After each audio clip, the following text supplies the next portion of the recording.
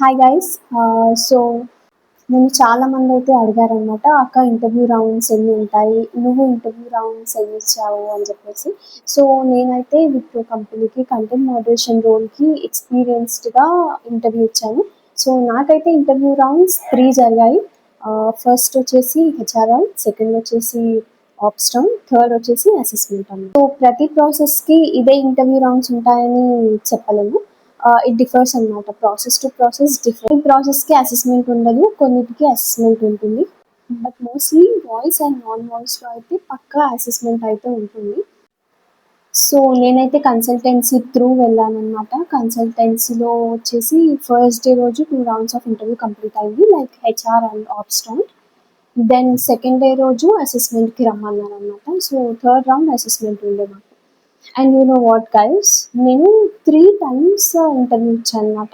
First 2 times వచ్చేసి నేను first 2 rounds clear చేసిన, హెచ్ఆర్ అండ్ ఆప్స్. అసెస్మెంట్ పోయింది. సెకండ్ టైం అటెండ్ అయినప్పుడు కూడా ఫస్ట్ 2 రౌండ్స్ క్లియర్ చేసిన, అసెస్మెంట్లో పోయింది.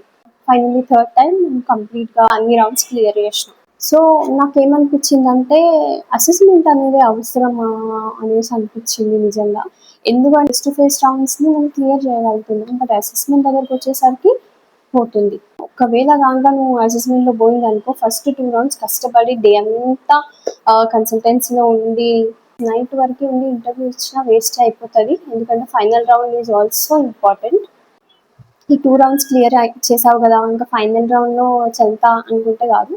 Final round also important. ఒకవేళ అందులో పోతే మొత్తం కంప్లీట్ ఇంటర్వ్యూ మొత్తం నువ్వు పెట్టిన కష్టం మొత్తం వేస్ట్ అయినట్టే. సో అలా జరుగుతుంది అనమాట. సో నాకైతే ఫస్ట్ రౌండ్ వచ్చేసి హెచ్ఆర్ రౌండ్ జరిగింది. హెచ్ఆర్ రౌండ్లో నార్మల్గా కంపెనీ హెచ్ఆర్ వచ్చి తీసుకుంటారనమాట.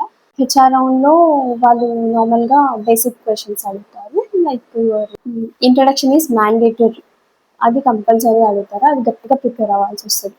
సో సెల్ఫ్ ఇంట్రో అనేది పక్కా అడుగుతారు. దెన్ ఒకవేళ నీకు గ్యాప్ ఉందనుకో, రీసెర్చ్ గ్యాప్ అని చెప్పేసి అడుగుతారు.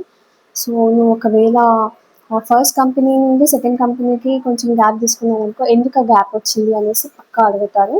So why there is a gap అంటే you need to give a strong reason. నువ్వు ఏ కంపెనీకి అయితే ఇంటర్వ్యూ ఇస్తున్నావో ఆ కంపెనీ గురించి అడుగుతారన్నమాట. లైక్ వై విప్రో అనేసి అడుగుతారు పక్క.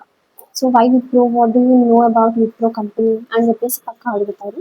సో అది కూడా ప్రిపేర్ అవ్వాల్సి ఉంటుంది. ఇట్ అబౌట్ ప్రాసెస్ అనమాట.